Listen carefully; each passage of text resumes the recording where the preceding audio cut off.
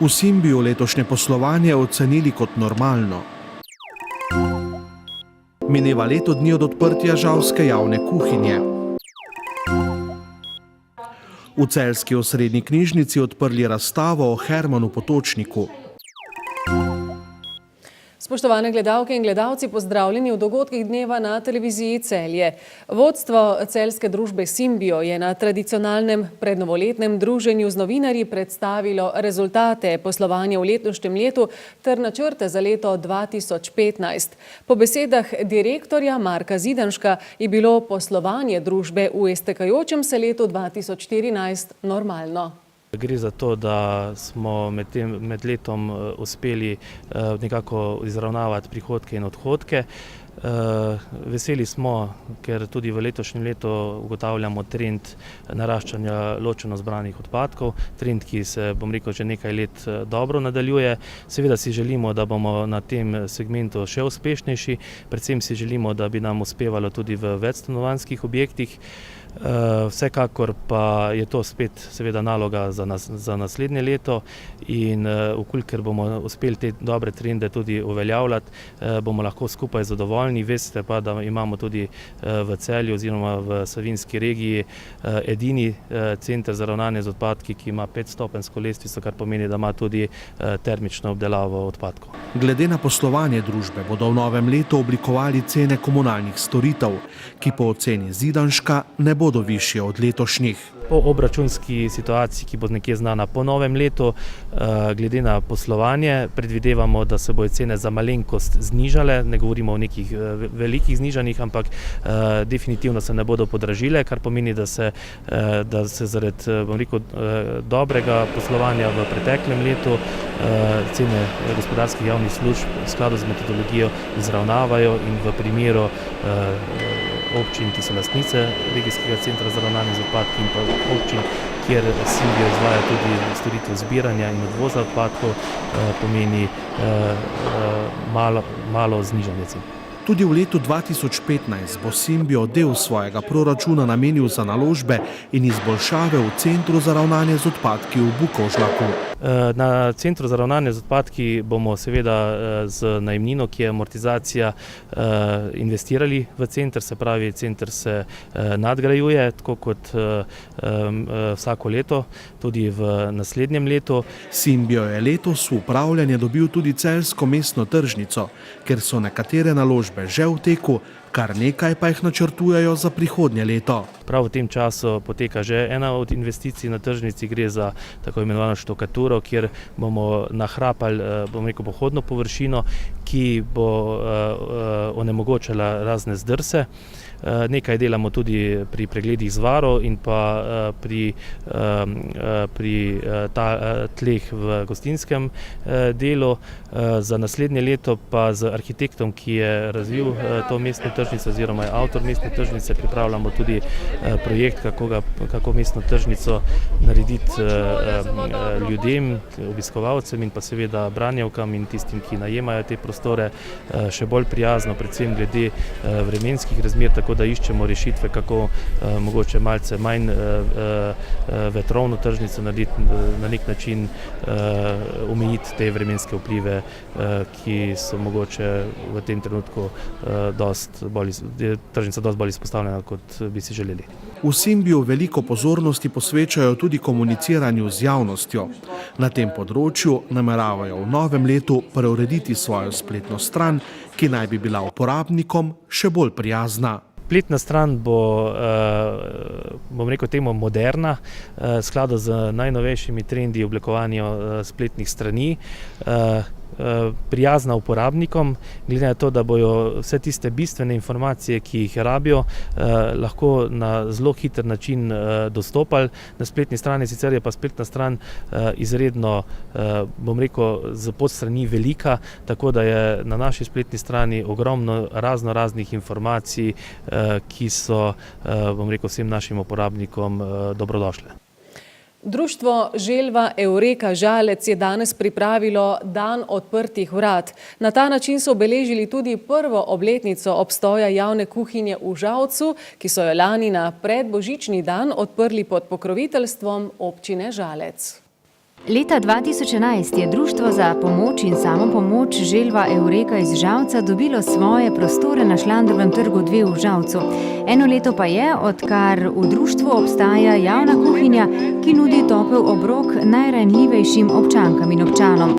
Z namenom obeležiti prvo obletnico so v društvu Želva Eureka ta dan izkoristili tudi s predstavitvijo njihovih dejavnosti in pokazali svoje prostore, za katere v večini skrbijo stanovalci sami. Ja, dejansko imamo dan odprtih vrat zaradi prve obletnice javne kuhinje, želimo pa pokazati vse druge programe oziroma vse dejavnosti, ki jih izvajamo.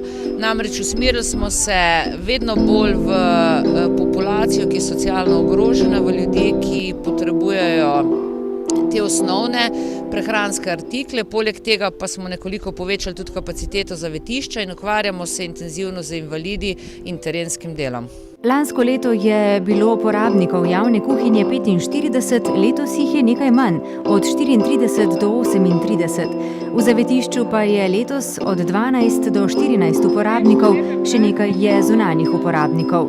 Uporabniki javne kuhinje so lahko vsi, ki ne presegajo določenega cenzusa. Naš cenzus, ki je dejansko 323, je dokaj nizek, zato so tudi določeni uporabniki, kjer so predvsem zdravstvene težave, invalidnost, samske osebe, ki so izgubile po 50. letu službo, da imajo tudi to možnost, da se vključijo nekje v javno kuhinjo oziroma da jim pripada javni obrok.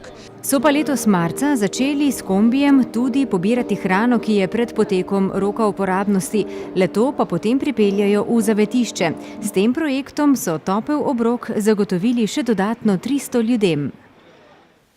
V drugem nadstropju Osrednje knjižnice Celje so včeraj odprli dokumentarno razstavo o pionirju vesoljskega raziskovanja Hermanu Potočniku Nordungu. Avtorja razstave sta Sandi Siter ter Primož Premzelj, ki je opozoril na posebnost celjske razstave v primerjavi s prejšnjimi 3, ki so jih pripravili v Mariboru, Ljubljani in Slovenj Gradcu.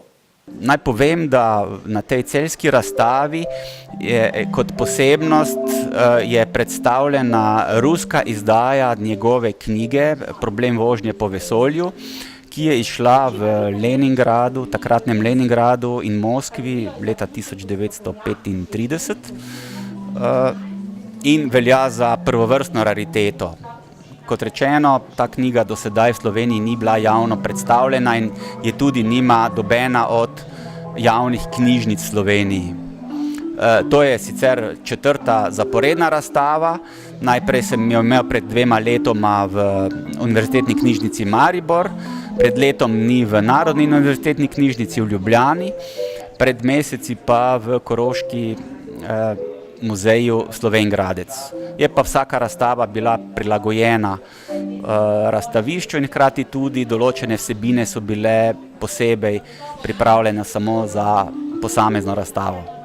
Na tej razstavi oziroma odprti razstave so pa zaradi tega, ker je tudi Filatelistično društvo Maribor se ukvarjalo z raketami, bolje rečeno z raketnim prenosom pošte.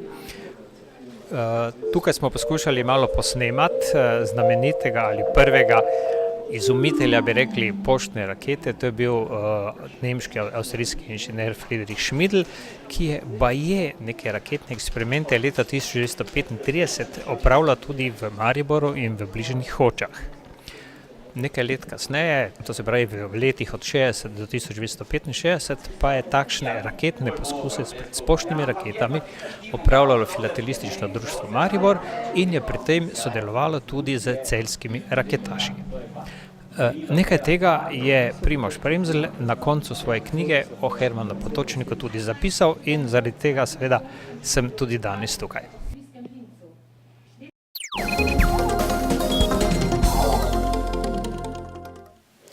Lokalni derbi 10. kroga ženskega rokometnega državnega prvenstva med Celjskimi Mesninami in Zelenimi dolinami Žalec so v dvorani Golovec z 28-25 dobile Celjanke. Te imajo zdaj z Žalčankami le še zmago zaostanka. Ekipa slovenske obale je prišla mesto vrelcev slabljena in sicer brez prvega strelca Alena Hodžiča, center Nejc Buda pa je igral na lastno željo. Na svojo odgovornost je pri Slatinčanih na igrišče stopil tudi Žiga Dimec. Gostje so še največ naredili na začetku, ko so povedli 7-13. Sledila je reakcija domačega trenerja Damjana Novakovića in domača serija 17-2. Gostje so se še zadnjič približali na začetku tretje četrtine, ko je bilo 46-40. Sledila je nova domača serija. Slatinčani so se v 10 minutah udelili na 25 točk prednosti, ki je ob koncu po vstopu manj izkušenih igralcev nekoliko upadla. Domači zasedbi 21 točk prispeva prvi strelec lige Sandi Čebular, najboljšo predstavo pa je tudi z 21 točkami prikazal Antonijo Boban. Za konec leta smo prišli do lahke zmage, tako kot smo že navadili gledalce domači dvorani, že od tekme s Krko naprej, se pravi po tesnem zmagi proti Krki smo zmagovali vse tekme z lahkoto. Če bi prišli na naš trening, ne bi verjeli, v glavnem nismo bili kompletni, imeli smo težave. Žiga Dimec je torek in sredu bil v celjski bolnici, včeraj se je pojavil in dal skozi video analizo in danes odlično odigral. Tudi druge poškodbe smo imeli, stisnili smo zobe in mislim, da smo danes z lahkoto zmagali neugodne in super izkušene Portorožane. Bili smo bistveno boljši nasprotnik od pred zadnje minute in na koncu realno zmagali z veliko nižjo razliko, kot bi sicer bila, če ne bi bilo teh menjav v zadnjih 2-3 minutah, kar dejansko niti ni več važno. Torej, obračamo se na naslednji tekmi, Šenčur, 3. januar, sledi 3-4 dni premora in potem nas čaka veliko dela, saj je ta tekma proti Šenčuru zelo pomembna in pač ne bomo ozirali novoletne praznike. Tudi vam verjetno ni pogodo, da dejansko se igralci ne morejo niti privoščiti nekega družinskega okolja zaradi v bistvu koledarja tekmovanja, ki je neusmiljen. No, jaz bi z lahkoto to rešil, bi začel ligo en teden prej, pa bi ta 3. januar preskočil, kar nimamo pravice zbirati datumov, torej gremo, treniramo, igramo in čaka nas še veliko dela in borbe. Hvala. Do naslednjič. Ajde. Ja, evo, Antonija. Jako sam zadovoljan što sam uspio. Zelo sem zadovoljen, da sem končno upravičil svoj prihod v Rogaško Slatino. Potreboval sem takšno tekmo, ker sem slabše začel sezono. Upam, da bom nadaljeval v tem slogu. Prilično sem zadovoljan in sretan in nadam se, da će ovako i nastaviti. Košarkarski ples se bo nadaljeval z nedeljsko tekmo vseh zvest v Ljubljani, prvenstvo pa se bo nadaljevalo že 3. januarja. V 2 regijskih obračunih se bodo pomerili Hopsi in Zlatorog ter Elektra in Tajfun. V Rogaški Slatini bodo gostili edinega gorenjskega prvoligaša.